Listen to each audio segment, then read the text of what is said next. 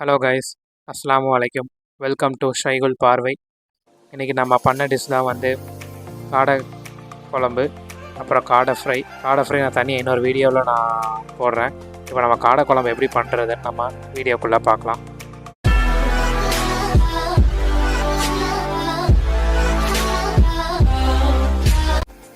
So first இப்போ காடை குழம்பு பண்ணுறதுக்கு நான் வந்து ஸ்பைசிஸ் கொஞ்சமும், அதுக்கப்புறம் மசாலா கொஞ்சமும், அதுக்கப்புறம் வந்து 3 காடை எடுத்திருக்கேன்.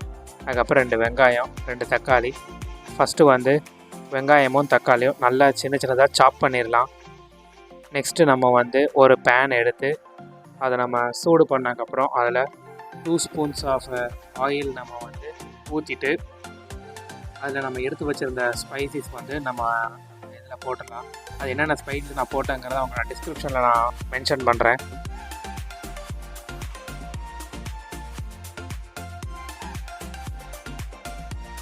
அதுக்கப்புறம் நம்ம வந்து சாப் பண்ணியிருந்த வெங்காயத்தை நம்ம எடுத்து போட்டுடலாம். எப்போவுமே காடை குழம்பு பண்ணும்போது நல்லாவே வெங்காயம் சின்ன சின்னதாக வெட்டி போடுங்க, அப்போ தான் குழம்பு இன்னும் சூப்பராக இருக்கும்.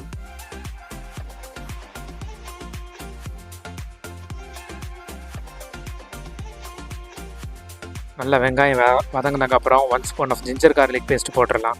அதை போட்டு நல்ல வெங்காயத்தோடு நம்ம அதை நல்லா வதக்கி விட்டுறலாம். இங்கே 3 காடைன்றனால நான் 1 ஸ்பூன் ஆஃப் ஜிஞ்சர் கார்லிக் போடுறேன். இதே 4-5 காடையாக இருந்தால் நீங்கள் 2 ஸ்பூன் கூட நீங்கள் போட்டுக்கலாம். நெக்ஸ்ட்டு நான் வந்து 50 கிராம்ஸ் ஆஃப் தயிர் எடுத்திருக்கேன். தயிர் எடுத்து அந்த வெங்காயத்தோடு நம்ம நல்லா மிக்ஸ் பண்ணிடலாம்.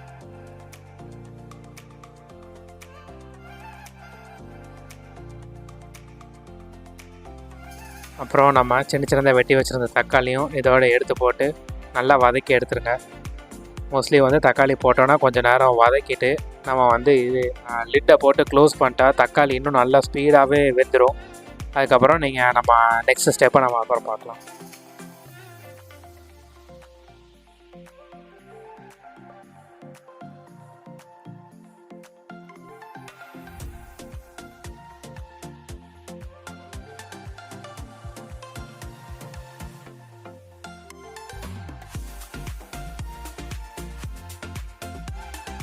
நல்லா தக்காளி வெங்காயம் நல்லா பேஸ்ட் மாதிரி வதங்கினோடனே நம்ம எடுத்து வச்சுருந்த மசாலாவை நம்ம போட்டுக்கலாம். நான் என்ன மசாலாங்கிற போடுறதுங்கிறதையும் நான் டிஸ்கிரிப்ஷனில் மென்ஷன் பண்ணுறேன். இது நல்லா மிக்ஸ் பண்ணி விட்ருங்க. அதுக்கப்புறம் மசாலா வேகிறதுக்கு கொஞ்சோண்டு நல்லா சுடு தண்ணி எடுத்து லைட்டாக ஊற்றி அதை மிக்ஸ் பண்ணி விட்டுட்டிங்கன்னா மசாலாவும் நல்லா அந்த ஃப்ளேவரோடு நல்லா வெந்துடும்.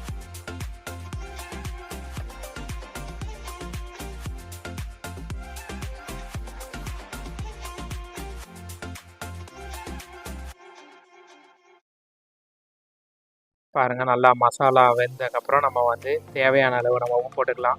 நீங்கள் நான் 2 பேருக்கு பண்ணுறதுனால நான் 1 ஸ்பூன் ஆஃப் சால்ட்டு தான் நான் போட்டேன்.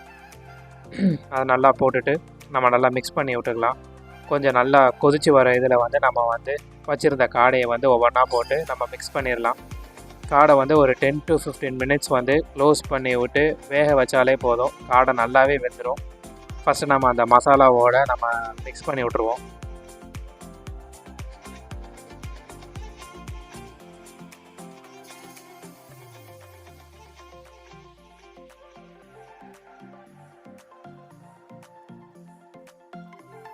நல்லா மசாலாவோட காடை இது பண்ணோட நம்ம லிட்டை க்ளோஸ் பண்ணிட்டு ஒரு 10 to 15 மினிட்ஸ் நல்லா லோ ஃப்ளேமில் வச்சுருங்க.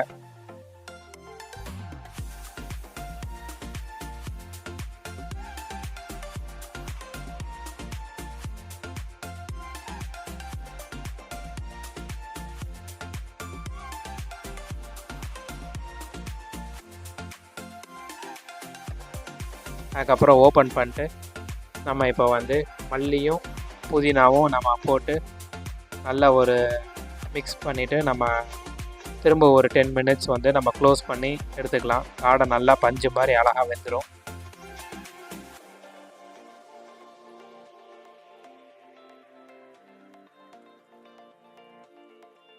அதுக்கப்புறம் இதை நம்ம வந்து கீ ரைஸு, நார்மல் ரைஸு எல்லாத்துக்குமே இந்த குழம்பு வந்து நல்லாவே செட் ஆகும். நீங்களும் உங்கள் வீட்டில் ட்ரை பண்ணி பாருங்கள். எப்படி வந்துச்சுங்கிறத கமெண்ட் பண்ணுங்கள். நான் அடுத்து என்னென்ன டிஷ் பண்ணணுங்கிறத நீங்கள் கமெண்ட் பண்ணுங்கள். நான் கண்டிப்பாக அதை நான் ட்ரை பண்ணுறேன். இந்த வீடியோ பிடிச்சிருந்துச்சின்னா லைக் பண்ணுங்கள், ஷேர் பண்ணுங்கள். இதை என்னோடய சேனலுக்கு சப்ஸ்கிரைப் பண்ணுங்கள். see you on next video.